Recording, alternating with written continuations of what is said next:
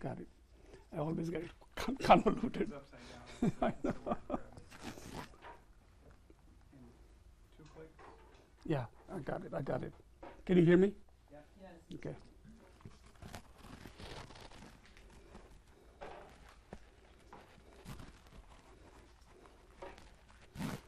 Okay. All right. So again, this is the class on emptiness.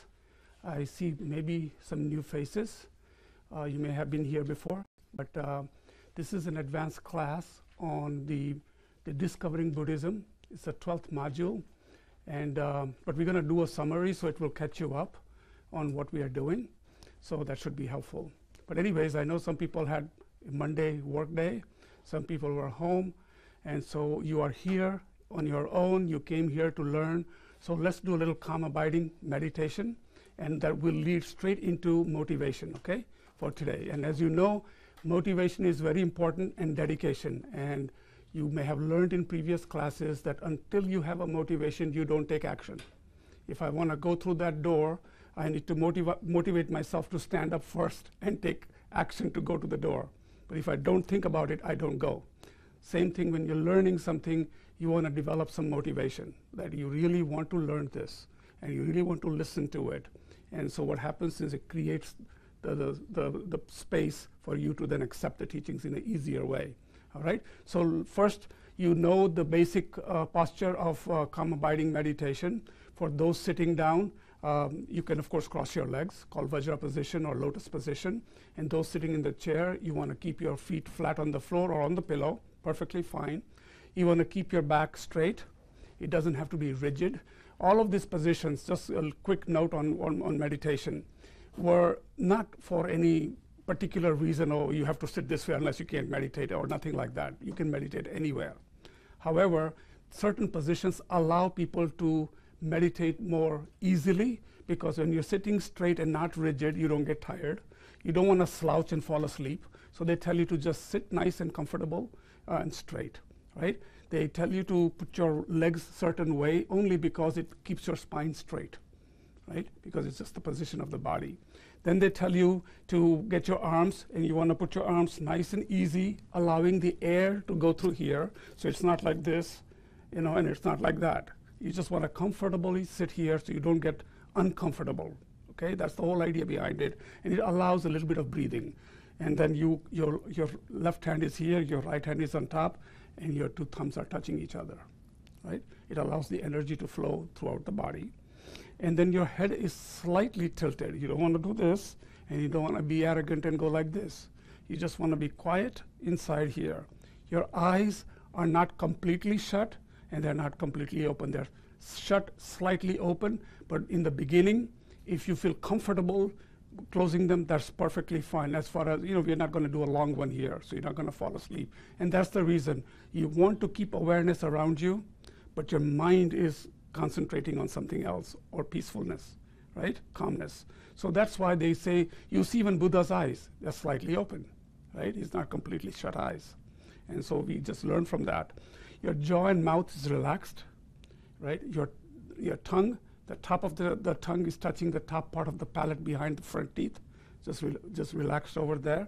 And the reason they do that, so you don't salivate, okay? Because a lot of times for a long meditation, you're sitting there and then you start to drool or something like that, then it kind of disturbs your meditation, right? So that's why they say that. And so we went to the back, legs, arms, heads, jaw, mouth, tongue, and eyes, right? That's the posture. So let's do that.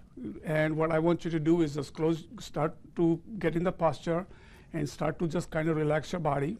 And you want to start by first scanning from toe to top of your head. Just know that your legs are there and relaxed, your arms, head, body, just kind of relax. And then start focusing on your breath. Deep breath in and out without too much effort.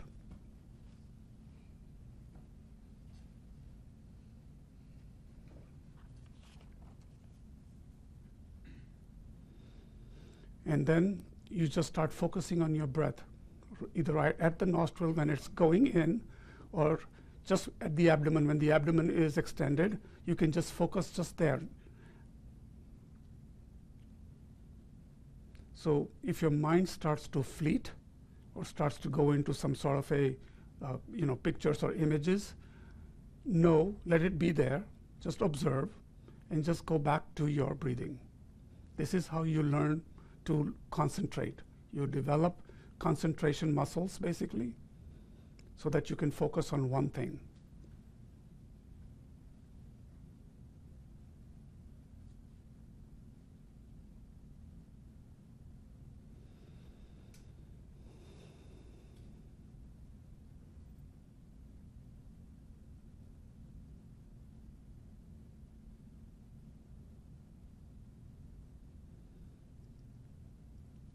Again, if your mind starts to wander, just take a look at that, let it pass by, and get your mind back to your breath.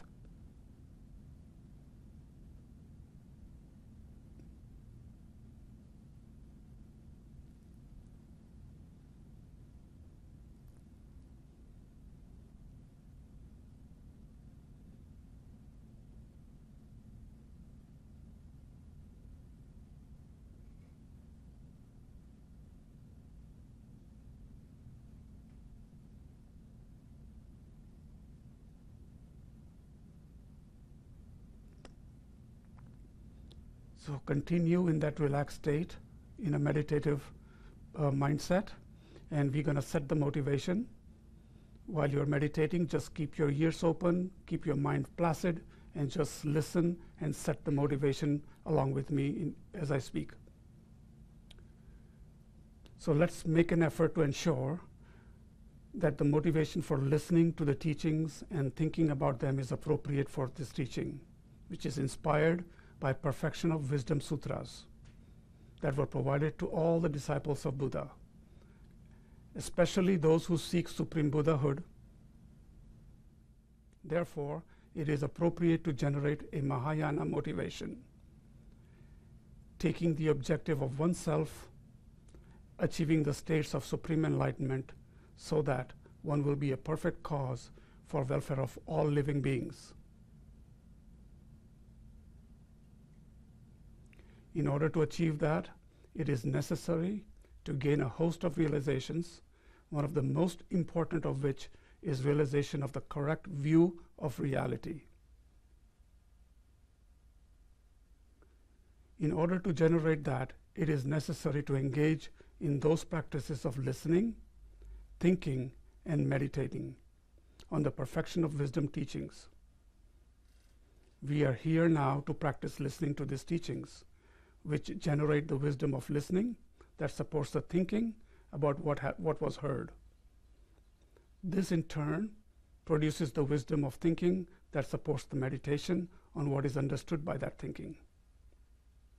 This in turn produces wisdom of meditation. It is through this path that we enter into Arya paths and ultimately achieve Buddhahood. So continue with a strong motivation to cultivate here for being here today, and that will transform every effort you make here into a cause for you and even other living beings to experience the pacification of all misery and the perfection of every quality, including happiness.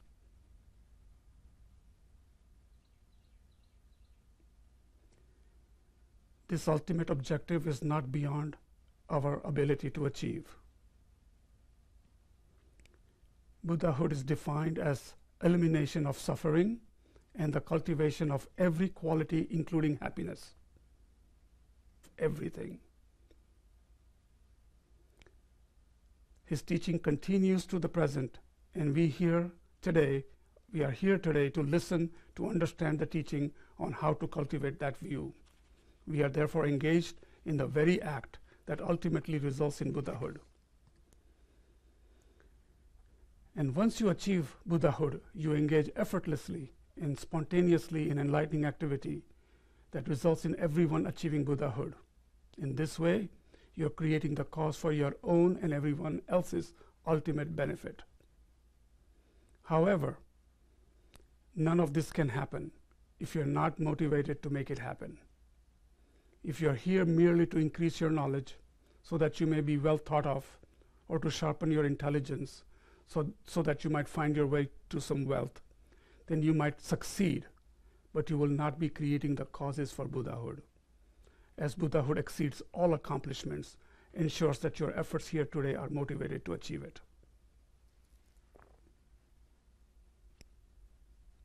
Thank you. So that's a strong motivation. Okay? Our goal is ultimately to reach Buddhahood, enlightenment, achieve liberation. And we're going to go through that. And I'm going to summarize today. Typically, I go through the summary, right, one by one, what we covered. I'm going to go through that just so we keep perspective on where we are, what we've learned, and maybe for some it will be a repetition, which is not so bad. It just kind of re-emphasizes the points that we've covered. But we're going to put it in perspective. Why did we do this? Where are we going to? So that it kind of puts the entire picture of this particular module, which is module 12, the wisdom realizing emptiness, okay? And so for some it's basic, for some it may be good, but just keep patience, one of the virtues, okay? So we started the first class by introducing to establish the base by saying, okay, you need to give credit to the teachers. You know, if you write papers in your workplace or if you do something, you always have to give credit to the person that actually gave you the information, right? And it also is a confirmation or an affirmation that the teaching is not made up. It's not made up by me or somebody just sitting together in an office. It is authentic teaching, and it comes through lineage of masters or pundits or scholars. So it's important for you to know that, because that then gets your mind in a place where it says, okay, this is not somebody just paraphrasing something. There is some paraphrasing, but the actual teaching is authentic. This is again blessed by Lama Zopa Rinpoche, the FPMT leader. Okay. Then we said that you might need to get familiar with some names. These are basically a lot of the Indian Sanskrit names, and people struggle with them. But there are a few that they keep on coming up because their names are all over, because there were schools established, they were scholars, they debated, and they came to some conclusions. So it's important to know who these people were. You don't have to memorize their name unless you want to get into advanced training or learning. It's important to know who are these people and what are their qualifications, right? So we need to know that. So for purposes of this class, some names that come to my mind, and if you're doing your readings, you will hear Chandrakriti. You will hear Dharmakriti. You'll hear the name Nagarjuna, okay? And Shantideva, Lama Tsongkhapa. You hear these names. And then, of course, they also mention their disciples or their students, okay? The important thing to remember is this lineage, this teaching comes straight from Buddha. That's the important piece, right? That Buddha is the one who actually did these discourses, and then through great pundits like Nagarjuna, a lot of these teachings came down all the way to the monastery, to the monks, and to Geshe-la, and to us. So it's continuation of that teaching, okay? And if you remember in the first class, we went through that Buddha gave 84,000 teachings, or they call them bundles, and they were categorized into 3 pieces. Or they call them baskets or bundles. And one was the bundle of discipline, so it gives you the discipline for the Sangha. The second bundle was discourses or sutras. Okay, this is what we learn. This is what the teachings are. And then another third basket, just knowledge. Okay, so this is how they were divided. Then we start to understand that what is Mahayana and what is Hinayana, why these 2 divisions and all that. It's not. This is how you want to take a look at it. So the universal vehicle, which is Mahayana, which is FPMT, for preservation of Mahayana traditions. So this is what is, we are in Mahayana. And Hinayana, sometimes known as the individual vehicle, and Mahayana as the universal vehicle. And here's the differences. They both are inspired by Buddha's teachings, so no problem there. The goal and the experience is to experience liberation. So we are fine there. Mahayana is motivated to become the cause for happiness of other living beings. We talk about bodhicitta all the time, right? in Mahayana. So that is their piece. Whereas the individual vehicle, or Hinayana, is geared, or those motivated by individual getting liberated. Okay? Certain way of looking at it. Whenever is individual oriented for you, there are some limits according to Mahayana, because you can get your merits all exhausted and then you may have to return back in the cycle again. But when you are completely engaged in helping others achieve Buddhahood, then it is not I-oriented, and it takes you to nirvana and beyond. And you still want to come back to help others because you're already poised in that state. Okay? These are the differences. Now, you don't have to do this or the other. Both are necessary. You need to understand that when you go through a high school, you need to learn from 1st grade to 7th grade in order to be in 8th, 9th, and 10th. So it's not about one being better than the other. You need all of that. So you need to understand what liberation is, what is it that I have to do, and then start to put into work, into practice, what I need to do as for bodhicitta, and then reach your Buddhahood. So kind of understand that a little bit. Then we just talked a little bit in the first class about the importance of the Heart Sutra, the essence of what Buddha really taught on emptiness. And we didn't cover it in detail, but we mentioned it. And it specifically says it is very important to develop this wisdom. And we can cover that in a little better way. It is the mantras are used to protect one's mind. Mantra, one that protects the mind. Man means mind, tra, one that protects. So when people say do a mantra, or when you do recite your mantra on your rosary or on your mala, basically you're allowing your mind to focus on those words and what it means rather than going somewhere else. So it protects your mind, mantra. Okay? And then we talked a little bit about the Heart Sutra mantra, Tayatha Gate Gate Paragate Parsamagate Bodhisoha. Today in the class I will go through the Heart Sutra in a little more detail than we went in the last 2 classes, so that you understand the concept of what it is. Okay? So very important. If it is the Heart Sutra, it is the essence of emptiness, then I think it deserves a little more scrutiny, time, than what I have given in the last 2 classes. So we're going to go through that. Then we learned a little bit about Nagarjuna and why it's important. We went through the 4 schools that during the time when in Nalanda University, tens and thousands of scholars used to come from China and from India and different places, and they used to study a specific discourse called Abhidharma. This is the area where a lot of these teachings come from. And they used to debate about emptiness especially. Abhidharma is about the pieces of emptiness. And they used to debate how things exist. And then there are different schools that started from thinking, oh, well, if things exist, then the smallest things must be atom, just like we would do it. You cut down things into smallest pieces, and you go down to atom. Then a little further, it went into the mind-only school, and they're saying, well, if it's in your mind, it doesn't really matter. Whatever you see is what is there. And it got a little more mature. And then eventually, and a lot of these schools would have a tendency to take it on the extreme side.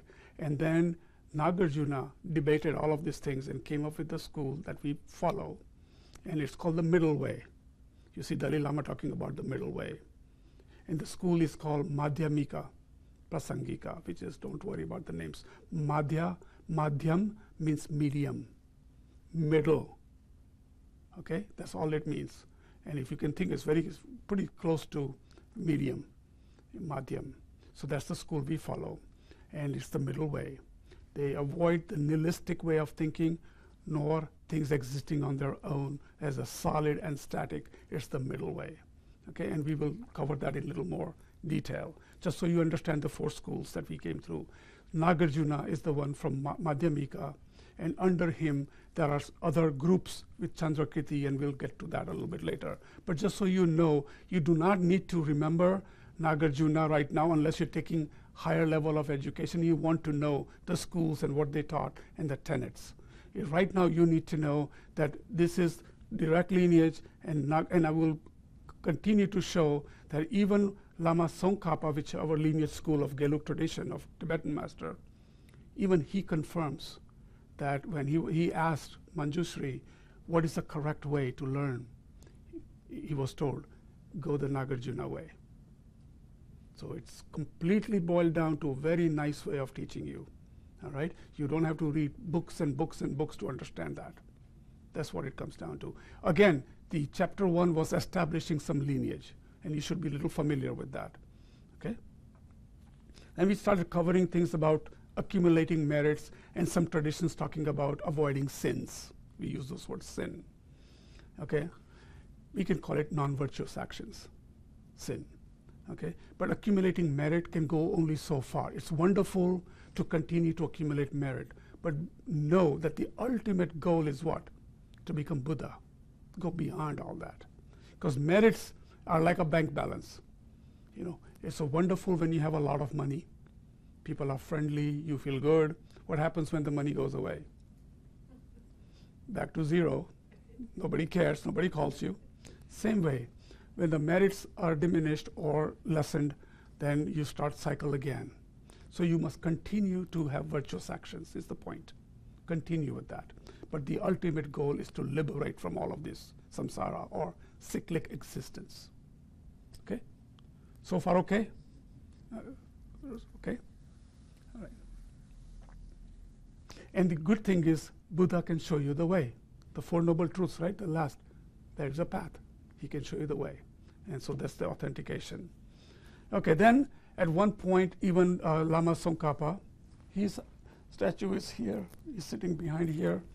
And his two students is our teacher lineage. He's taught 3 aspects of the path, which you may have, some of you may have covered in the Discovering Buddhism. And those are renunciation, developing bodhicitta, and emptiness. And there's a whole class on that. What the point here is, he's saying that even though you may achieve renunciation and you can achieve bodhicitta, it is emptiness that you need to really, really understand to really liberate yourself. Right? So with correct view, enlightenment is guaranteed. And then we can go into a lot of discussion why and not. And remember in the first class, I don't know how many were you were here, most of you were here. We talked about method and wisdom, the 2 wings of the Buddhism. We always talk about the 2 wings. If you see some of the deities or statues, you even see the vajra in the hand and a bell in one hand. Right?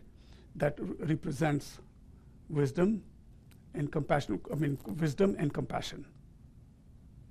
Okay? 2 wings. So developing bodhicitta is the practice. What we do, we have to do. And what do we have to realize? The nature of reality, how things exist. And that's the emptiness. And we're going to go over that.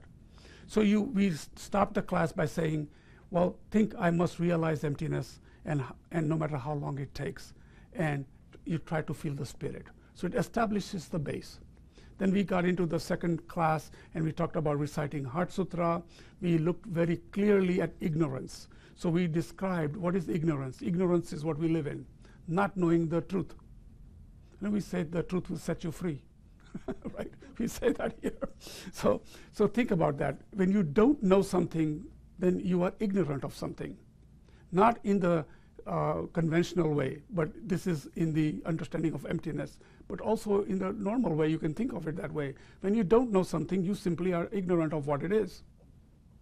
So, but ignorance, what we are talking about, is the root of all the problems. And ignorance is not knowing how things exist. And what it does, all kind of crazy things, and we're going to cover through the summary, how ignorance begins the cycle of the attachment, the aversion, the anger, all the feelings and everything that we just layer over layer over layer, and how it begins.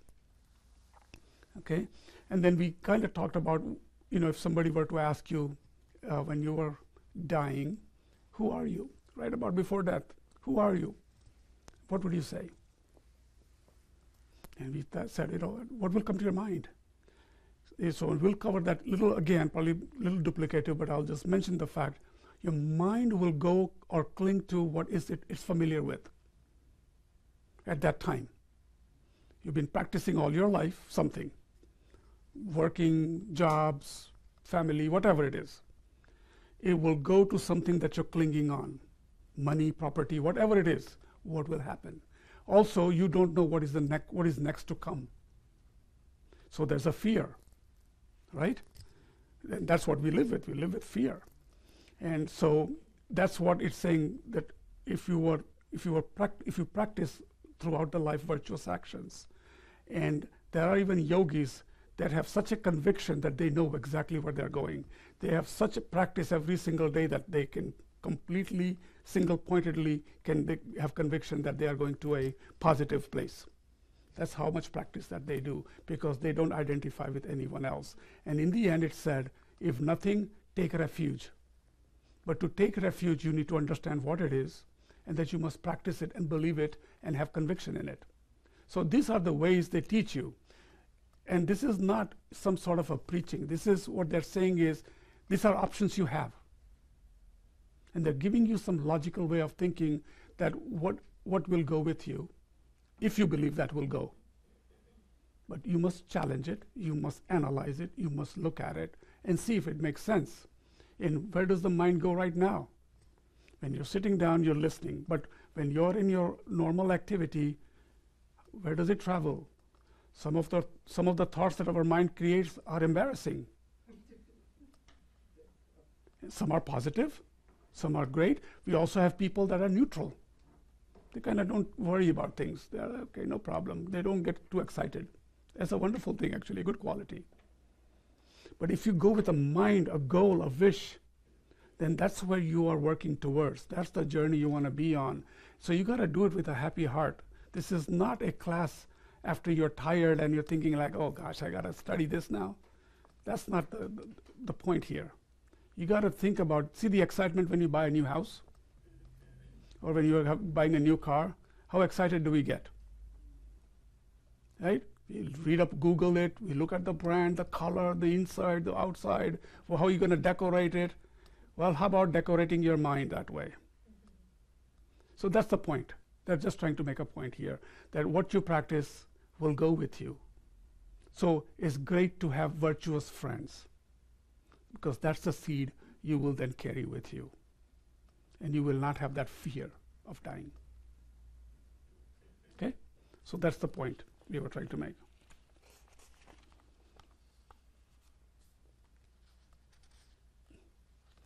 I guess we got into a lot of discussion on when you're meditating, you can do calm abiding and analytical, and you have to find the balance between the two. There are different types of people. There are people who are completely out of faith. If somebody tells them, the teacher tells them, do this, they will just do it. They won't even question it. Then there are others, and I know few of us, who have to find out why. Who said it? What does it mean? I don't believe it. Right? We start with that. And then you have to be convinced in your mind. But most people have both in it. A little bit of trust because of practices and a little bit of doubt. And that's perfectly fine. You need to allow that. But then you must do something to then negate or accept the fact. You must come to some conclusion if you want to take the journey. You have to buy the ticket and sit on the train to go. Otherwise, you can think the train leaving, but you're not going to reach there. So then we talked about, you have to, we talked about Lam Rim, which is the Tibetan word of the stages to the path, which Lama Tsongkhapa wrote. He then abbreviated the path to 25 verses. And in the end, he said, after doing all of those things and meditating, he was so accomplished and so attained that he said, these are his words. He said that he did what Buddha asked him. And what did Buddha say? Lama Tsongkhapa tells us that what the Buddha said was required to achieve liberation and enlightenment. He's telling you this is the way you're going to do it. And he said he did it, and you should too. Okay? So it again brings the importance of knowing what is emptiness. Okay? And then, of course, we talked about it in our motivation that you must listen, you must think, and then meditate. And why you must listen? You're accumulating some things. Then you must think it out, you analyze it. Now you have something to meditate on, right? Otherwise, what are you meditating on if you don't know what you're thinking about? So those three things are important. And by depending upon these, you have a clearer understanding.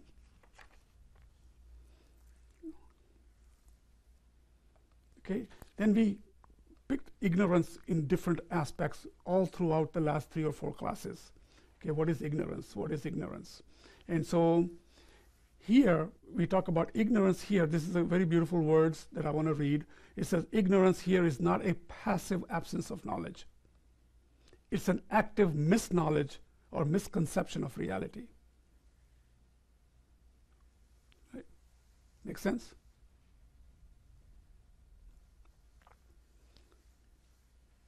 Okay.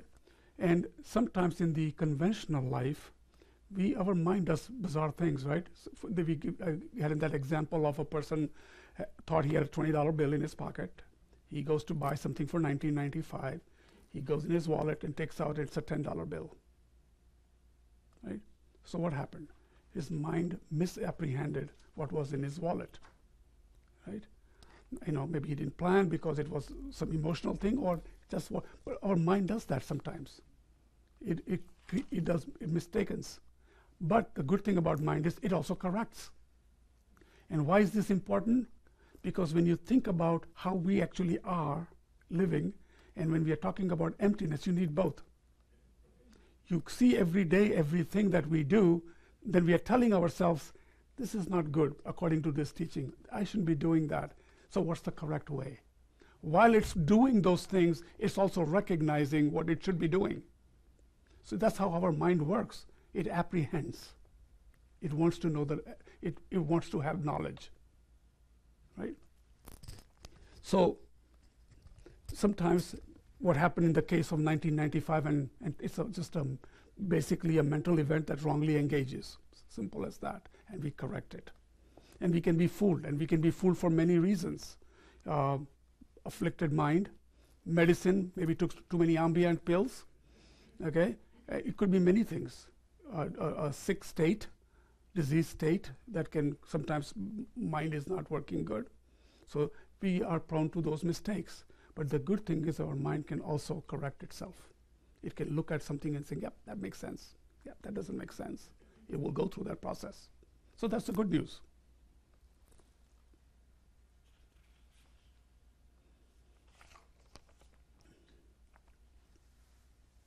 And then our mind does funny things. According to Dharmakriti here, is a logician. That's all it was. He was a epistemologist. Things they look at very logical way of thinking. He basically says that people perceive things, whatever comes in their head, and when they see some. So for example, you could take a look at a bush at night and say you saw a person there because the light was bad, or your emotional state at the time, or you were watching a TV and you thought, oh, I think I see a guy over there, like a mirage. Or it could be internal. Like I said, you could be sick, you could have taken some medicine, and you can see things, but then next day you go and say, oh, geez, that's a bush. No, it was crazy mind there. But you corrected yourself. He's just saying that's how mind does things. That's all basically saying. And he says that the cause of cyclic existence is ignorance, which is the only misconception, which is the only a misconception. It's something that can be eliminated by anyone. So it is preparing you to understand the wisdom of emptiness. To know that what we do is in the mode of ignorance, and if you remove ignorance, and the way you remove ignorance, so first you have to ask, what is ignorance? Ignorance is not knowing. Not knowing what? The true nature of things. Reality. You need to know what is real. When you don't know what is real, you live in a mode of this ignorance. So if you remove the ignorance and you know the reality, wow, you have liberated yourself. The difficulty is, for life after life, we continue to have these layers and layers and layers of habituated mind. And the good thing is you are sitting here today learning about it. That's a wonderful start. Geshe-la says, even if you hear these things about emptiness, one time, it's sure things and find emptiness in that. Oh, I can see this pillow is not a pillow, it has a cloth on it, it's a sponge in it, it's maroon, so it came for something. But we forget us. Then our mind says, oh, that's a pillow. Oh, it's a round pillow. It's a burgundy color. I wish it was orange. I think it's soft, I think it needs cleaning. Our minds immediately starts to layer things. So the ignorance causes this, we give it a name, and then all of a sudden we make it real, then we start to layer, we start developing feelings, then we have contact, and then what happens, we cling on to things we like, and we hate things where we have aversion. It's another form of attachment. We do that with our friends, don't we? We do that with our, even look at our things, material things. So we find something, good job, good paycheck, you buy something new, you're happy. I say, I don't need to be more happy, I'm happy right now. Then what happens after the first ding on the car, or something gets old, the paint starts to peel off? It's not the same excitement like it was when you first bought it. So those are temporary happiness. And what do? We cling. Because now that we've created layer of feeling and contact, and oh, it's beautiful, and I do this, I do that, it's okay, but just think how we cling. And then when we cling, what happens when the life is coming to an end? You can only go to those things that you like. And then we jump from one temporary happiness to another. So now the car is old, the home is old, maybe we should look for another one. Right? So we do that. And it's not saying wrong or right, it's just how our mind works. And we find our temporary happiness throughout our lives, and we think things are peachy, pretty good. Till sickness comes, or the day you find out you got to be in hospital next 3 days, and you may have maybe 2 weeks left. Now what happens? That house doesn't come in, that strolls in the malls don't appear to you. You now concerned. And then the only way when you're sitting there, you can think about all the things you did, all the things you like. Your mind will go to what it's familiar with. So we are trying to learn what should you really know and become familiar with, so you don't cling on to those things, so you can take the root of this birth and death cycle, then you can reach to nirvana. That's why we learn emptiness. Okay? And then, of course, one of the other ignorant factors is anger. We create aversion, we like attachment to good things, but then when we don't like it, we can even create anger towards somebody. And then all anger is complete, is a total disillusionment. It's totally negative. It harms you, it harms others. Okay? Even if you think of somebody political, and you think, I can't stand that guy or this person, or you may love the person. You have two thoughts, people who love, people who don't like. But the person is not inherently negative. They still have good qualities. They're not inside. They don't just manufacture themselves as bad people. But they have afflictions due to their karmic cycles and other needs and attachments that create some of those negative things.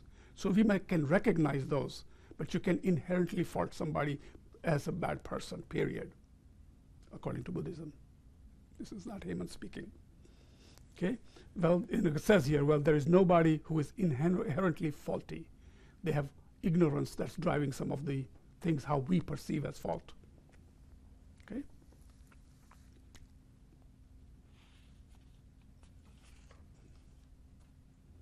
So we've gone through clinging attachment, personal identity, when you die, what do you think of, how we cling on to things. We've gone through the alternative about people being neutral, and that's perfectly fine. And will I recognize myself after a great fate of death? And what do I do? These are some of the questions that we had addressed.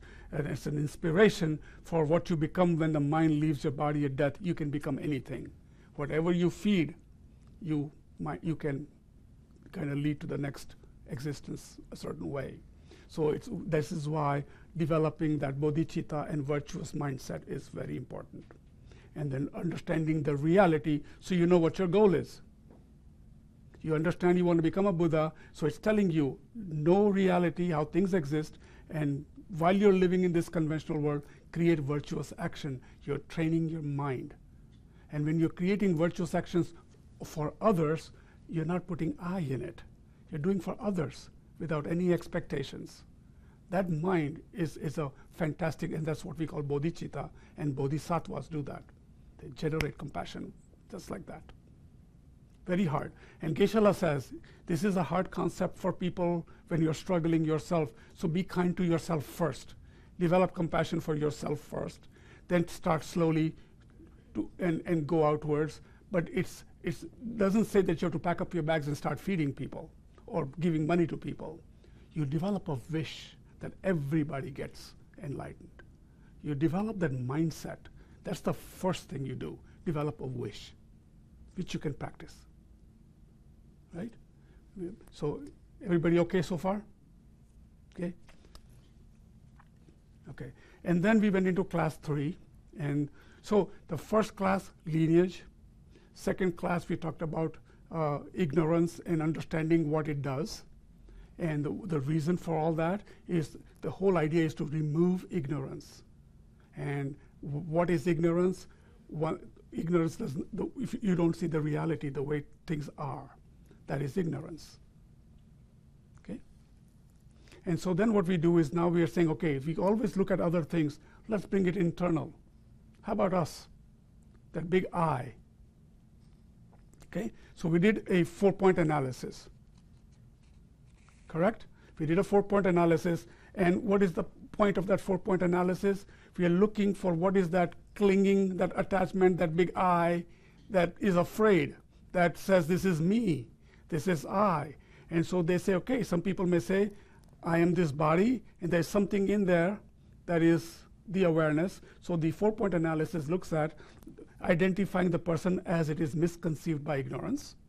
The second point looks at deciding if that person existed the way it's misconceived, then it must be findable, either in relationship to the body or in relationship to the mind.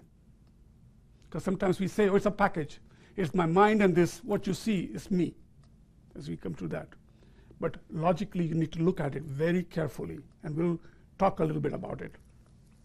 And then the last 2 points are very easy. It's saying, proving that such a person is not findable in relationship to the body and mind complex, and proving that such a person is not findable independent of the body and mind complex. So it's looking for things. Where is that I that we call me? Okay? This is a very hard concept for people because we live a lot, our whole world is around ignorance, I-oriented, me-oriented. It is so real for us.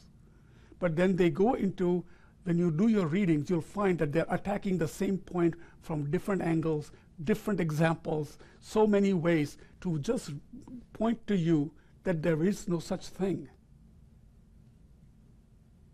Okay? And that's the whole idea of the 4-point analysis. Matter of fact, class 6, the next class, the last class, is a practice class. This is the 5th class. We're going to go through a detailed 4-point analysis, and we'll look for that I. You know, let's see if we can find it. And I'm telling you right now, some of you may have doubts in your mind, because there's still, our ego is not going to let you go that easily. It's been too habituated by thinking, I, me. This is me, my name. I'm Hemant. This is my shirt. This is my pants. I'm sitting here. I see you every day. What's the problem? That's how we think. And the point of emptiness is going to lead you through systematically to show you things do exist. However, they do not exist inherently. This concept, you must have it in your head. There's a distinct difference between these two. Because what happens when you say things don't exist, then you go to zero. Everything is void. I don't want to be a Buddha if nothing exists. There's a fear in you. What is it? What exists then? These are minds. Our mind is going to question all these things. So you need to first clearly understand, to be logical in your mind, that things appear, but when you really look at it, they do not exist inherently. They exist conventionally. And if you heard in the 4th class of Venerable Robina, she says it in a very nice way, better than I can ever say. She goes and says, we've made a contract with everybody. We're going to call this a book. And we're going to call this a cup. We made a contract. And so everybody kind of understands that this is a cup. So then I look at this cup. It exists. It is there right in front of me. So then now the mind has to look at it saying, okay, so our mind has labeled, and we all agree that we're going to call this a cup. So that's why it's a cup.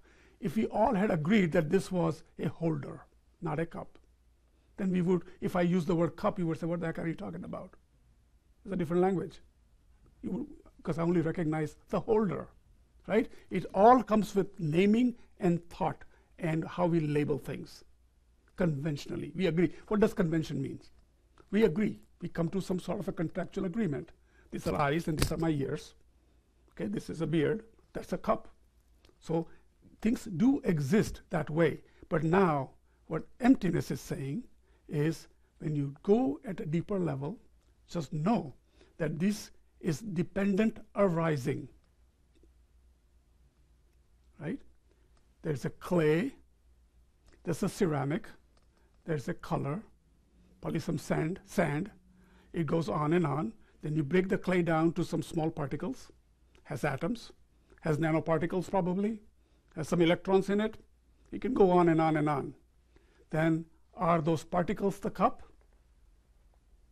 Or what is the cup? So we must agree that if you're looking for a cup, and I can say this is a cup, but you also have a picture in your mind that there are other things called cups. When you want to drink something, which cup you're going to use? All the cups or this cup, right? So don't get confused with this. All I'm trying to say is the way to see dependent arising, everything, the entire phenomena is dependent arising.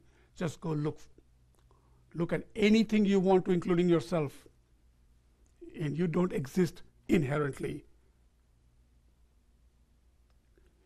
Dependent arising means causes and effects. Causes and effects.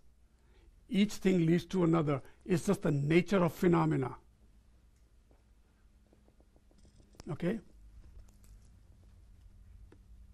Oh, you were stretching.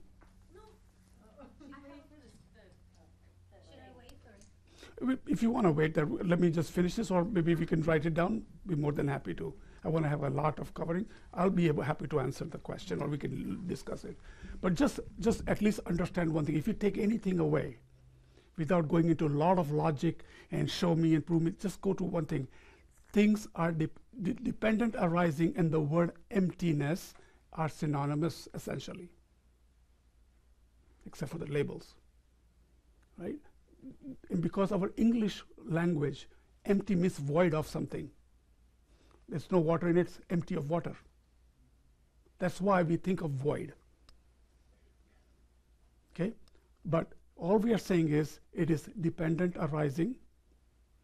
Okay? And what is dependent arising? Causes and effects that just keeps on going on, moment to moment. Even a flame of a candle, when you're looking at the flame, that is not the same flame as the previous moment. Moment to moment, that flame. How about yourself? Are you the same person when you were 16 years old or 15 years old? You're not. Are you the same person you were yesterday?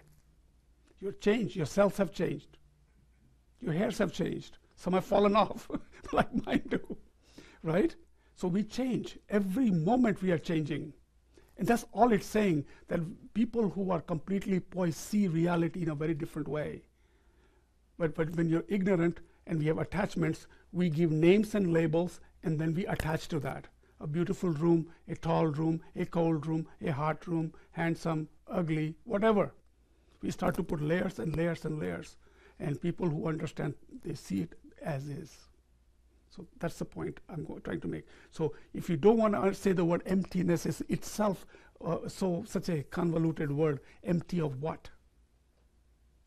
It doesn't mean nothing exists.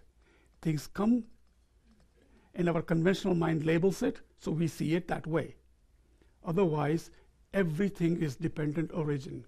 It is always so many things. Let's take an example of the rainbow. You see a rainbow. It'd be nice. It looks beautiful. We take pictures of rainbow. But does rainbow exist? You have to ask. Then you can say, if you're scientific minded, oh, it's the light hitting the water molecules that reflects the rainbow. It's a mere label. It is just a reaction of other things. And even that light and the water molecules, they themselves are dependent origin, right? They arise from something else. Look at anything.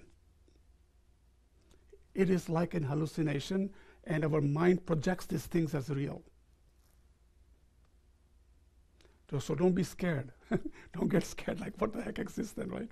We will talk about that. And it's very interesting when you get little detail into it. And I don't think so that I can do justice in 5 classes. You have to take some responsibility to meditate, to read, to question it, to tear this apart till it settles in your mind, and you will find in the end you will lose fear. Actually, it's exciting after a while. People get goosebumps when they first get, wow, this is really amazing. And you will see once you recognize how things exist, how ignorance goes. When somebody says something, it's not going to faze you the way it normally phases you because there is no big I in it. Who are you to tell me? You know, he did not respect me. She was a little too loud. All that goes away. It neutralizes very quickly. Right? It's a great therapy. Okay? So, then we did meditation on I. We did a whole bunch of examples of the cup and the cupness and all this kind of stuff. And then, let's see. Okay, so this is 7:55. I do want to go through the Heart Sutra. So we went through the Heart Sutra, and we talked about Heart Sutra as the essence of Buddha's teaching for emptiness. And to clarify these points that we are talking about, sometimes when you read Heart Sutra and it says you have no sound, no eye, no tongue, people are like, what are you talking about? So let's go through that a little bit. But before you go into learning Heart Sutra, there are a couple of things you should know, and we're going to define those things. There was a question from the class, what are 5 aggregates? Okay, so let's talk about that 5 aggregates. Well, I'll define it in a little more detail, but I will go through them right away so I can explain that to you. So when you say 5 aggregates, sometimes they use word the heap. Okay, a heap of aggregates. They use these words when you look it up, and it's like, what is a heap and what's an aggregate? So the word, Sanskrit word for aggregate is called skandha. Skandha means collection. That's all it means, collection of these things. What are they? Form, matter, form. Feelings, okay, discrimination or perception, then mental formations, and I'll explain you what each one is, and consciousness. Think about all this. Form, feelings, discrimination or perception, mental formation or compositional factors, they use different words, and consciousness, the 5 aggregates. According to definitions, form or matter is a body or material form of being existence made of 4 basic elements: earth, water, fire, and wind. Matter. Okay. Sensations or feelings, sensory experiences of an object. Beautiful pillow, nice table, that kind of stuff, right? Perception or discrimination. These are also sensory and mental processes that registers and recognizes and labels the colors, the emotion, the shape. You know, that's a round. Oh, I like round stuff. Triangle. Oh, I like things that are like that. We start to develop these layers. Okay, so those are your perceptions, and everybody has a different perception. If I bet you show somebody the same thing, and everybody will have a little, oh, I like it, I don't like it, oh, it's too tall, it's too short. We all have different perceptions, so those are perceptions.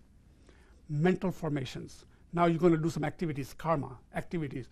I'm going to buy that pillow. I'm going to go to the mall. I'm going to develop an action behind it.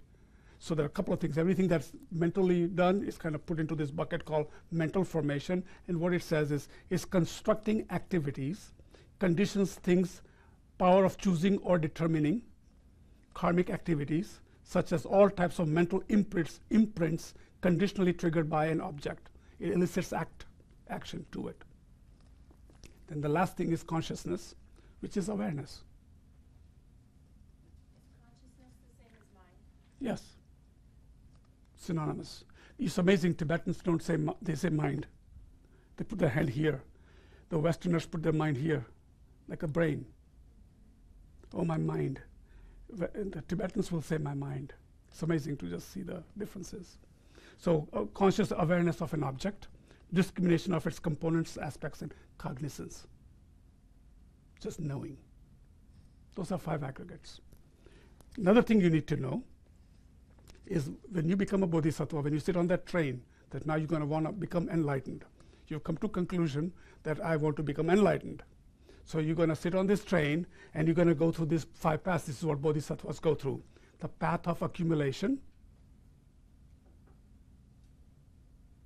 the path of preparation, the path of seeing, the path of meditation, and path of no more learning. Why am I going through this? Because when we look at the Heart Sutra, you will see how important that Heart Sutra is. All of these things are in there. Okay? So far, so good. I'm not losing anybody. Am I off target? I just want to take the pulse here. Are we all okay? Too fundamental? Okay? And then you should always check yourself when you read these books. At least I do that. When I don't understand something, it's kind of useless to read the whole paragraph when you're missing a word. I look it up. I'll ask a question. Even words like, what's a phenomena? What's a bodhisattva? What's a bodhicitta? What is a Buddha? We always get this little nice feeling like Buddha means enlightened. What does that even mean? You know, is it good, bad? Do I like it? Gotta go through that. And that's the homework you should have. You should, when you're reading something, question it. And then when you come to a conclusion, you have a conviction. That it makes it happy.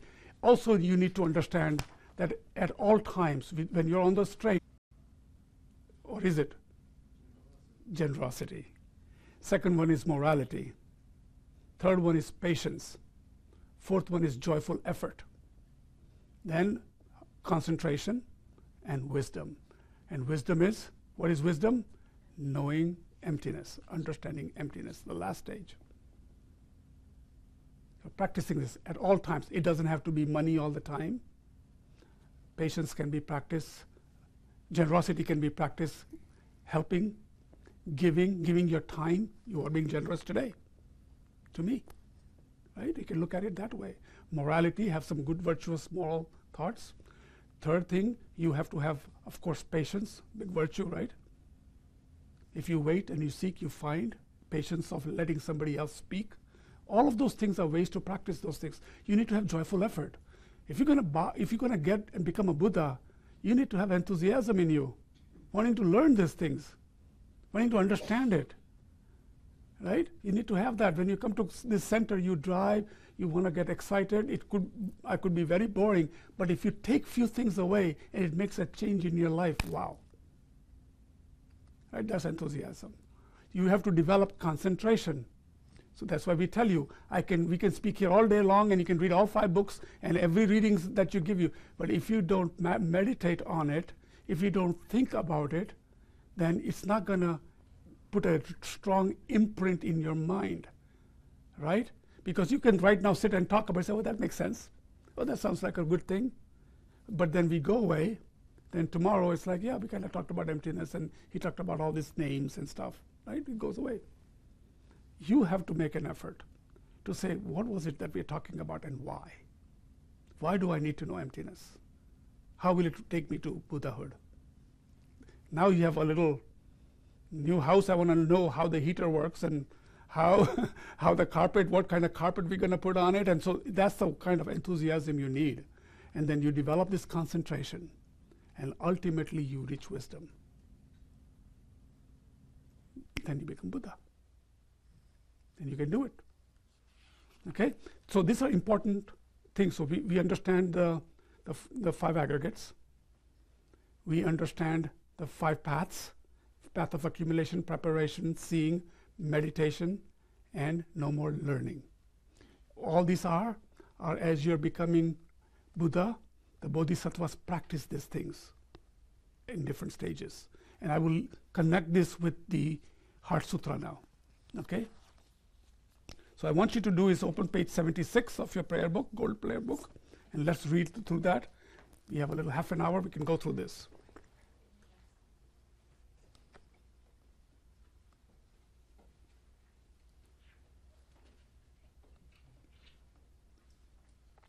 page 76. It's called the Heart of Perfection of Wisdom Sutra. Starts in the middle of the page. Can we read that loudly all together, okay? So it says, I prostrate to the Arya triple gem. Thus did I hear at one time.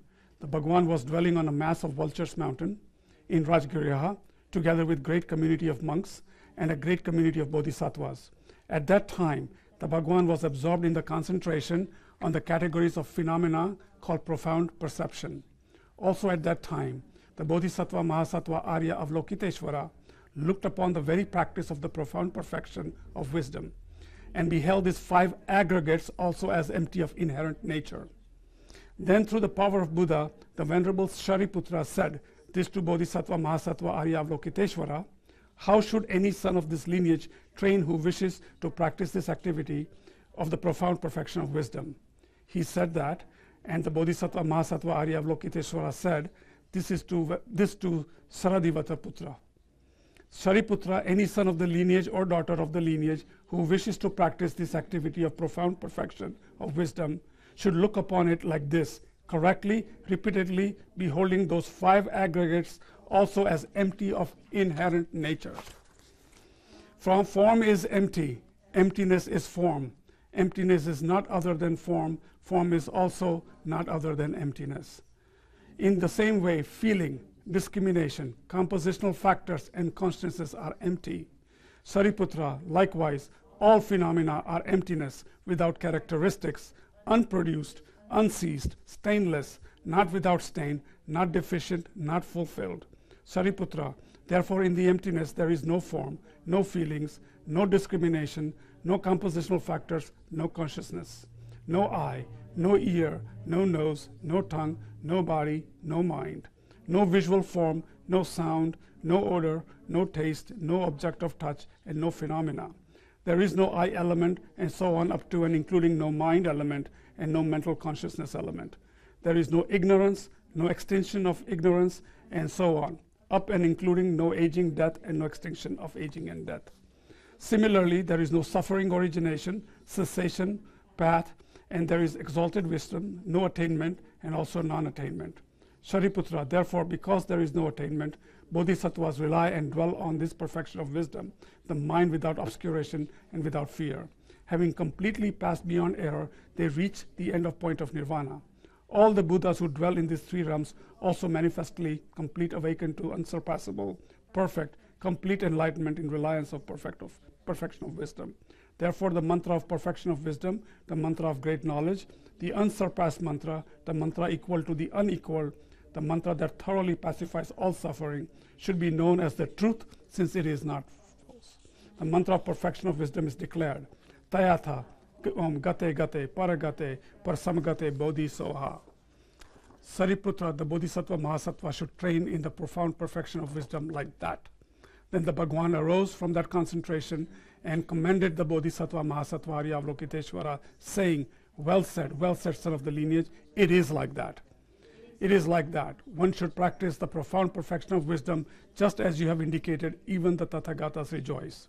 The Bhagwan having thus spoken, the Venerable Shariputra, the Bodhisattva Mahasattva Arya Avalokiteshvara, and those surrounding in the entirety, along with the world of gods, humans, asuras, Gandharvas, were overjoyed and highly praised that spoken by Bhagwan.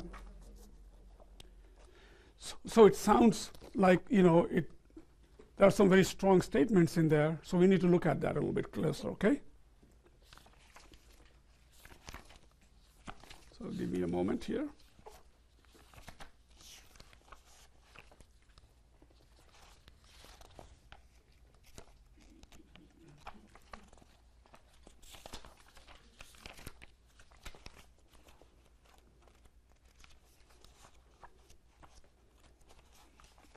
There it is. Okay, good.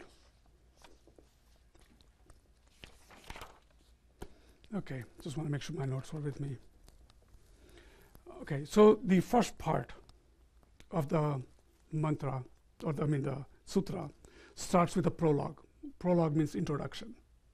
Okay, so there are 2 parts, common and uncommon prologue. So there are 2 parts. Just basically, it's important to know that and with regard to the common prologue, that has 4 parts in it. The first is the excellence of time. It starts with the word, "Thus did I hear one time." So it's just confirming that this is coming all the way from as it was. It's just one of those confirmation. Then the second one is the excellence of the teacher. Well, Buddha himself was there, right? So, and it's very important because it says the excellence of the teacher is established because the teacher was in fact Lord Buddha, and because of his excellence, he possesses all of the high and excellent attributes and qualities. And he has transcended both samsara and nirvana. So you're talking about the most qualified enlightened being there. The third excellence is the place, Rajgira. And Rajagira, all it means is, Raja means king, Griha means the home of. It's just a good location. The fourth is the excellence of the audience. They're talking about bhikshus, Gandharvas, Bodhisattvas were all present. So you can imagine Bodhisattvas are such, before you become Buddha, you are a Bodhisattva at the highest level. They were present. And that is what there's a conversation between the 2 disciples of Lokiteshvara and then Sariputra. So the uncommon prologue was, at the time, the Bhagavan or the Buddha was absorbed in a concentration on categories of the phenomena called profound perception. The word profound here is emptiness. Highest level profound. So again, it says it's called profound because it's something deep and it's very hard to understand right away. So it's very profound. Okay? And then, of course, the appearance is subject and object. When you're looking at something, that's the object, and when you're looking at it, you're the subject, like that. So they're just saying that this is how everything was collected, and he was completely concentrated on profound wisdom. Okay? So that's the main thing. So now the actual sutra. So here, the Shariputra is asking the question. So here's the important piece is that his profound the Buddha's presence impacted how Avalokiteshvara and Sariputra started this conversation, because he was concentrating on emptiness. So you can the effect of the environment. Okay, so here's the first one. It says here, then through the power of Buddha, the Venerable Shariputra said this to Bodhisattva Avalokiteshvara: how should the son of lineage train who wishes to practice the activity of profound perfection of wisdom? That's the question. So again, here it again shows the power of Buddha that inspired this conversation. And only through inspiration this conversation took place. So this is the answer. He said that the Bodhisattvas, Mahasattva Arya Avalokiteshvara said this to Venerable Shariputra: any son of lineage or daughter of the lineage who wishes to practice the activity of profound perfection of wisdom should look upon like this correctly, repeatedly, beholding those 5 aggregates also as empty of inherent nature. So now you know what 5 aggregates are: form, feelings, perception, okay, discrimination or perception, mental formation, and consciousness are empty of inherent existence. It'll make, at least you've linked now the 5 aggregates, right? Okay. So remember I told you the 5 paths, how bodhisattvas go through path of accumulation. So when Avalokiteshvara is answering, he's also talking 2 different levels. He's talking to an advanced level group. He's also talking in the most mundane level, ordinary way. That's how he's explaining these things. And he's going to take you through those 5 paths, basically.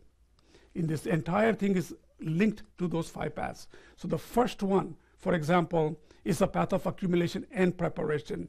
And so he says the way to traverse this 5 paths. So he's going to go to that. The second section is to accomplish the path of seeing. The third one. The fourth one is the path of meditation. And the last one is path of no more learning. And you can see as you're going through this, you can see where that's coming from.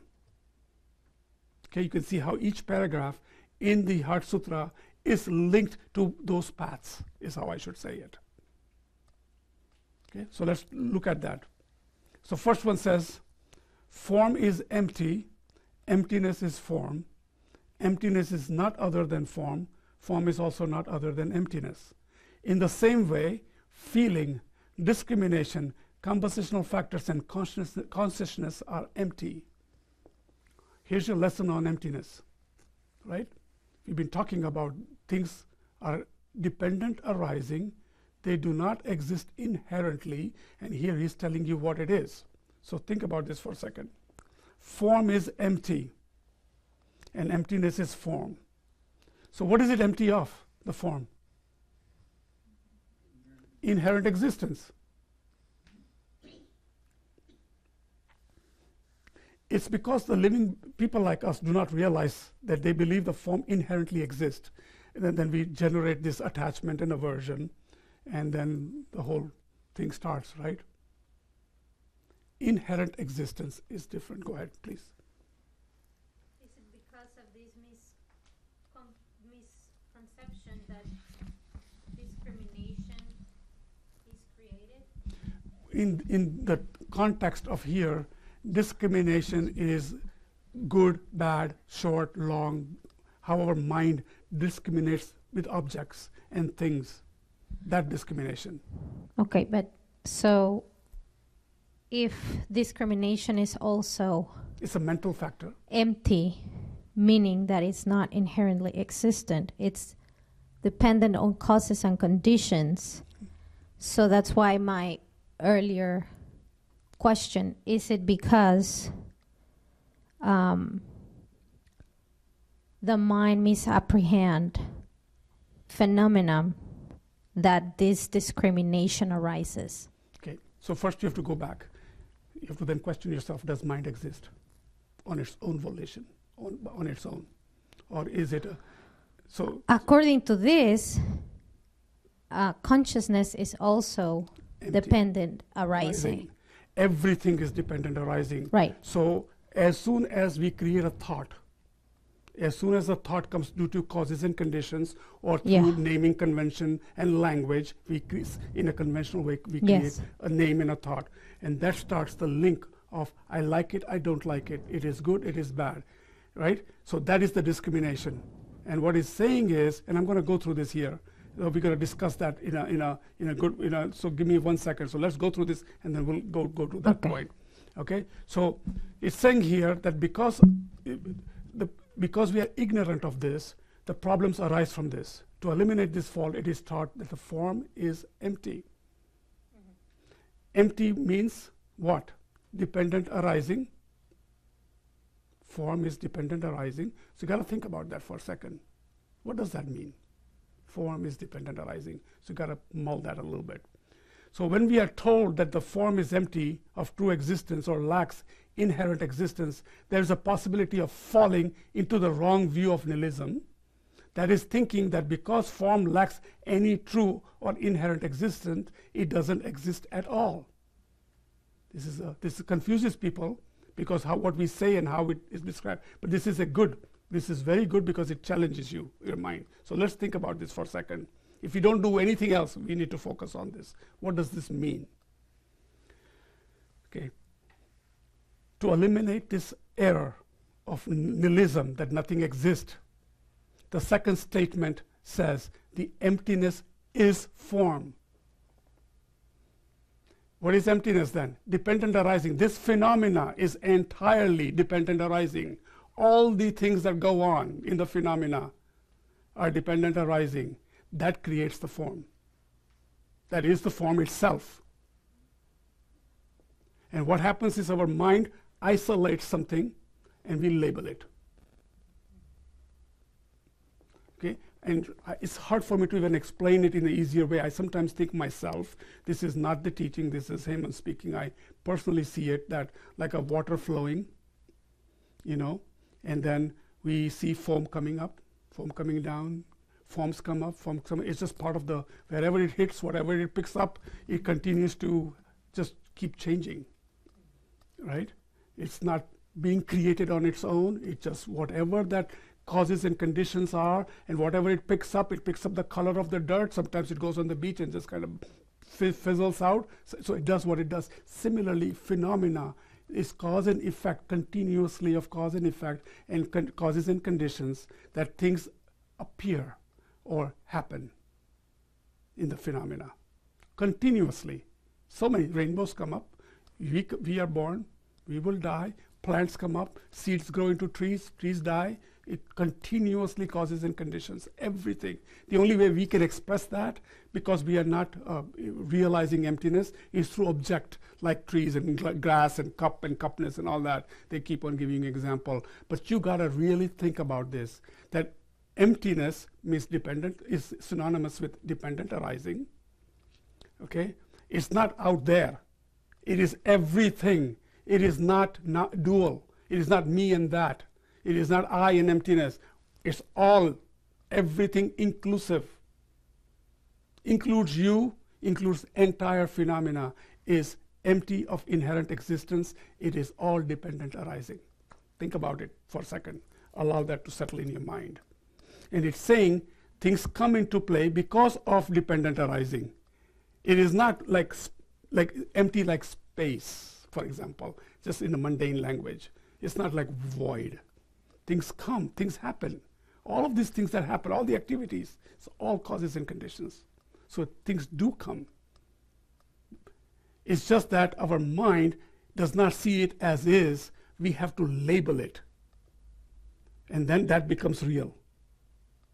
And I give you an example. If somebody called this a holder, and there was never a word called cup in English, and then you come and say, oh, that's a cup, everybody else would not know what you're talking about. Is that we have conventionally given it a title, cup. Same way, all the forms, all the things, everything is created through language and thought and naming conventions in our mind. That's why Buddhists will say it's like a hallucination. It's like an illusion. And so nothing is outside of that. Right, nothing. It is phenomena. You cannot say the universe is a little separate from the phenomena of this earth. There are different phenomena, but in the scope of the phenomena, that is the way it is. Everything is dependent arising. And that's why the form is also part of the phenomena. And that's why, because of emptiness and because of things are changing, you have form. Otherwise, there is no form. Think about it. If everything was a form, you can't see the differences, right? It would exist statically. These changes cause us to see the changes. Which of these aggregates, to me, the physical aggregates, Form. it's not form. Which of these aggregates come from the mind? So if you think about the feelings, I mean, yeah, the feeling comes from Discrimination? the mind. Yeah. So the only ones that do not come from the mind will be the form. form, even the form. If you really want to understand emptiness, of course, I'm not going to go into, you can read further, that even form is a label that we given to a shape. Right. But the shape Right. is dependent upon causes and conditions that are physical. Right? Or is there a mental factor that creates the physical? You are not creating anything. It is the nature of the phenomena. Whatever the causes and conditions, either mentally you create or whatever the forces are outside, it's impacting on what it is that it becomes. So what we're saying here is that there are these aggregates that are emotions. Mm-hmm. And then there are these aggregates that are physical or form. Mm-hmm. And then these other that are mental, discrimination, and then consciousness. And so they're beginningless. They have arisen because of previous moments of causes and conditions. Causes and effects, right? Yeah. So they're telling you in a very nice way, form, feelings, and then the mental factors of discrimination, good, bad, ugly, shape, color, all that part of the faculty. Then they talk about any activities you do because of that. And then the consciousness, which is the awareness. Everything is dependent arising. Okay, so then the following question is, logically, is the consciousness, the mind, perceives all these phenomena, and because it perceives it and labels it, the way it wants to, Label it, whatever right? interpretation it wants to give, or whatever, that's irrelevant. The point is that what I'm trying to understand or land is that there are these aggregates, and is the consciousness, is the mind that perceives those and labels them. Mhm. And it says anger, happiness, fear, Correct. Blue, white. Right. Okay. So remember, we talked about this earlier. Mind has two ways. It is living habitually, but it also cognizes. Once you learn some things, it's able to see, and you're working through your mind right now, then what is emptiness? What is dependent arising? So it cognizes that. So it all happens here, of course, as you're in a human body right now, conventionally. But the phenomena itself is creating that. We just label it. It's the nature of the phenomena. To me, it's very clear. I have that experientially understand the dependent arising. So stop right there. So dependent arising. Yeah, causes and conditions. Okay, so even those words are now used a lot. So a cause has an effect. Right? Yes. Right? Cause ceases, effect rises, Yes. which then causes another cause for another effect. Right? Causes and conditions. And like I said, you need, for seed to grow, you not only need to put the seed and know that it will one day grow, and we can label it, it may look like this, you can make it up, but it has to have sunlight, water, so many factors for that seed to even flourish. Some seeds will die, but the one with the right causes and conditions may flourish. Right? So then it's the nature of the phenomena is everything is dependent arising, Yes. including you. Yes. Even the mind that you're talking about. Yes. What is mind? We use the word mind. What is mind? Awareness. Yes. Okay? So then you think about the moments to moment, how mind is working. Previous moment, Yes. before that was a previous moment. The mind of right now is not mind of the previous moment. Yes. So what they're saying is the nature of phenomena due to causes and conditions and dependent arising, these things that we are talking about as aggregates are empty of inherent nature. Mind does not come up by itself. Yes. The body does not come up by itself. Mm-hmm. The awareness does not come by itself. It is dependent on many causes and conditions. That's all it's saying. Yes. Good? Yes. Okay. So, May I ask one quick question? Because it ties in with that. I'm sorry. So subtle level of consciousness has always existed, will always exist. No? okay. No, when you go into dependent arising, next class, there is a very, very poignant point that it is not like you continue. You as a person that you think you are continues. It's the causes and conditions that every cause is an effect, and even your passing of your body, there's a seed of that activity of cause and effect that continues. But that exists, though. Oh, That exists. well, Is that correct? Yeah, and it's everything in the. So when you say that emptiness itself is the truth, right? Emptiness is what? It is itself is the causes and conditions and dependent arising. So this cycle is also dependent arising. So therefore, emptiness is the truth. It exists. The emptiness is the phenomena is the emptiness, right? So you are part of that. So to use word does it exist or not doesn't go with the thinking I have, right? So you just think this is the phenomena.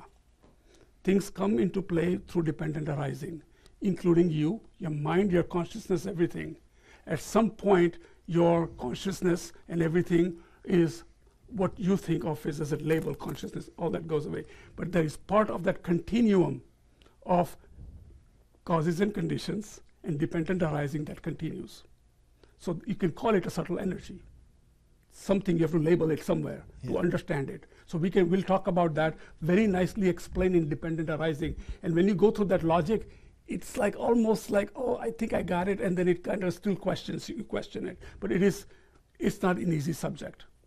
And there's a great question, and she has a great question too. Okay. So again, here it's saying that when we are told the form is empty, people think nothing exists. But it's saying here is to eliminate the error of nihilism. It is saying the second statement says emptiness is form. In other words, emptiness appears as a form, or the appearance of the form itself is emptiness. It's the word emptiness is what gets people. So when you think of emptiness, it's like an oxymoron to your mind that you think nothing. But emptiness is a phenomena of dependent arising. So things are going on, causes and conditions, multitudes of that. Just think of that in a conventional way. It just keeps going on, right? You are just part of that, you know. So it's saying, and that's why it says that things do come. That's why you see and you name it, right? So it's not saying nothing exists. That's just part of the phenomena. It just does not exist inherently. That's the key thing. If you don't take anything away, you need to know that things don't exist inherently. Everything is dependent. That doesn't mean things don't come. They just don't exist inherently. And keep that in mind. You got to repeat that a couple of times. What is the difference between things don't exist the way they appear, because they don't exist inherently, and things are dependent arising. So what is dependent arising, and what is inherently you don't exist? Like we said, the cup. We can call it the cup. I can call him with the name. I can call Jennifer. I can say Gary. Those are conventional contracts saying, hey, call me Hemant. Call you so-and-so. Call you so-and-so. These are all conventions. But when I really look at you, you are dependent arising. That's the nature of thing. So to save time, it's 8:30. Are you okay for another few minutes? So is the subtlest consciousness the emptiness? No. You cannot, you see, we want to put something in a bucket. Yes. What is it that I can carry in my purse that I can go with it? Right? It's not like that. Just think of phenomena is non-dual. Everything is in that phenomena. Everything is dependent arising. Think of it that way for right now. And then when you look at objectively, individually, just know that you don't exist inherently, that you are, due to causes and conditions and dependent arising, you come to be. And then my mind sees, and instead of seeing the emptiness of you, I see a body. My mind has trained for me to call you a name and then give you a description very quickly. And then we see that as real. Right? Correct. But you just keep your mind that we live in a conventional world, so we have to see things the way we are labeling, but we have knowledge in the back of your mind that things are not the way they appear, because everything is due to causes and conditions. So if this gentleman is mad at me, if I had the ignorance and not knowing the truth that his causes and conditions and situation of his mind is causing that anger, I would take it personal, because my ego is now up, saying, who you think you are, right? But if I know that he's probably under some condition that is appearing to his mind in his ignorance, is making his situation, he may have a bad day, he spoke with somebody else, whatever it can be, but I am not so attracted or being impacted by his nature now. What it does is it cuts the ignorance of not knowing the truth. Once you know the truth, now think of a meditative equipoise where a person is completely inside out, completely non-dual. Very difficult for us to even comprehend that, because we don't practice. We kind of get a glimpse of it. We start to understand the theoretical value of it, but you need to abide in it. So let me go through this very quickly so that we don't get too behind here. So this is to show that there is a way that form does exist. It is not simply non-existent. It is the emptiness that appears as a form. The appearance of the form is its conventional reality, and the form being empty of inherent existence is its ultimate nature. So things do appear, we call it a name, so we see it existing. But when you look at ultimately, everything is dependent arising. Just take take those two sentences in your mind right now and think about that. Having said that form is emptiness and emptiness is form, it goes further into saying that they are not two different things. There is not emptiness there that exists over there, as I was saying. So it's non-dual. Everything is that way. Okay? Those two sentences again, Okay, so I'm going to just go through it again. Maybe we'll continue this. I think this requires a little bit more because that's quite a bit of, if you go through every one of them, what does it mean by non-ceasing, ceasing, stainless?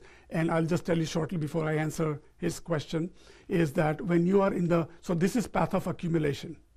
Path of accumulation and preparing, you're learning emptiness.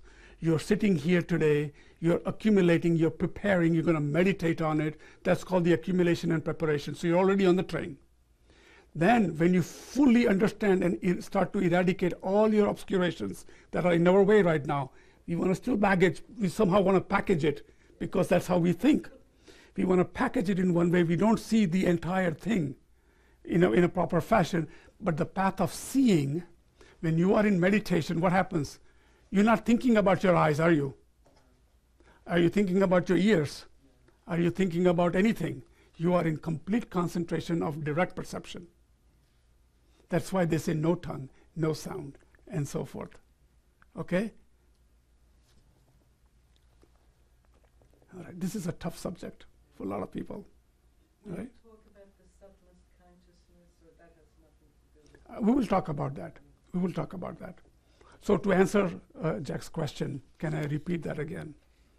Okay. So I'll read it exactly here. So when we are told that the form is empty of true existence or lacks inherent existence, there's the possibility of falling into wrong view. Okay. So what we are saying is, conventionally things exist. However, they do not exist inherently. Okay. So when you take a look at these aggregates, we look at it, our mind projects a name conventionally agreed upon. We're going to call so-and-so Jack, we're going to call that a chair, we're going to call that table. This is all in the mind, right? And then we create a language. That's how we identify some things. But when you really look at something, you'll find out it's a dependent arising. It does not exist on its own. That's a simple concept. That's not difficult to understand, at least. Right? So when you go through this, when you go through Heart Sutra, each of those paths are assigned to each. And as you get into the higher stages of path of seeing and path of meditation, there is only one pointed concentration on emptiness. And when you're doing that and you see the reality, are you going to think about your sound and hear? And no. So that's why they say no tongue, no sound. Okay? And in the end, it's confirmed by Buddha. They rejoice when Buddha says, that is the way it is. It's an approval. Okay, so the 5 aggregates we understand: form, feelings, discrimination, mental activities or formations, and consciousness. Does not exist on their own. These are just labels. Then we go into other things, right? No eye consciousness, no sound consciousness. When you are in perfect meditation, even temporary, if you are not even in that level and you're meditating, you may get a vision for a second, but if you're truly one point concentration, nothing will appear to you. You are in a bliss. Therefore, they don't exist. It only exists when you label something and look at it and say, oh, I'm going to call that an eye. That's what it's saying. All you have to walk away from here is saying, look at the things. We see things certain way, but when you really go at the deeper level, they don't exist the way they appear. They are dependent arising. Everything is dependent arising. And it's important to know that when you understand the entire phenomena, this room, this picture, you, me, everything is that way, now you develop a mindset. And when you can directly perceive that, my goodness, you know how things exist. And you don't need this ignorance, birth, death cycle, pain, all that. It becomes very clear you're in that state. And remember, Buddhas come from bodhisattvas. So in the end of the path, it says, no more learning. When you get enlightened, you're all knowing. All this comes from mental formations that we create. So there's a lot of arguments. There are a lot of schools. That a lot of people touch it this way and that way, and it will go into a lot of detail about does the effect come first when the cause happens and all this kind of. In the end, you will find out moment to moment, moment to moment. Things were different here, things are different here, they're always changing, and there are many factors, causes and conditions working on it for its next whatever it is, So everything is like in flux, just movement. depending on the causes that created that effect. So, right, if I go like this, the effect is a little oops. But if I don't create that, it doesn't happen. So when you're training your mind for virtuous action, you're causing for a condition to be virtuous. Therefore, next stage, it goes to that side. You understand? The energy of your mind is so strong. Correct. Okay, so I would suggest that you do some reading, and if you have certain very personal questions, let's sit down and talk about it, because even I can, maybe sometimes it's hard to express it the correct way. I may have a mental picture, but then when it comes to talking about it, maybe the right words may not, you may think of it differently.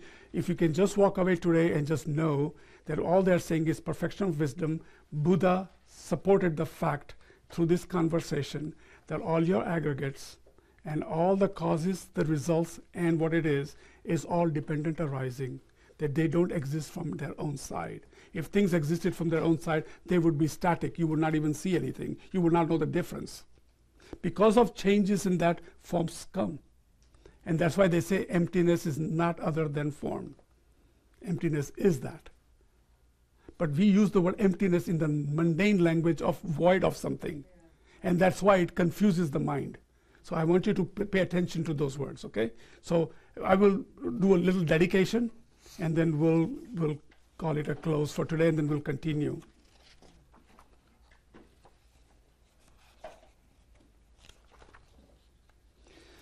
Okay, so let's dedicate your efforts to understand this subject and meditate on its meaning to your attainment of Buddhahood, so that you will be able to lead each and every living being to the same enlightened state.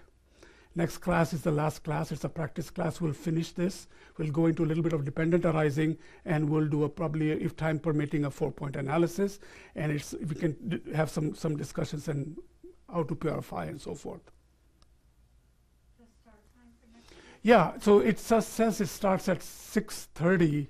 It's a little longer class. So let me ask you this. Do you need to, if anybody has a problem coming at 6:30, or do you want it to be at 7 o'clock, just like we have normal class? 6:30 okay with you? Sounds like we need to start at 4. You want? We can continue. 6:30.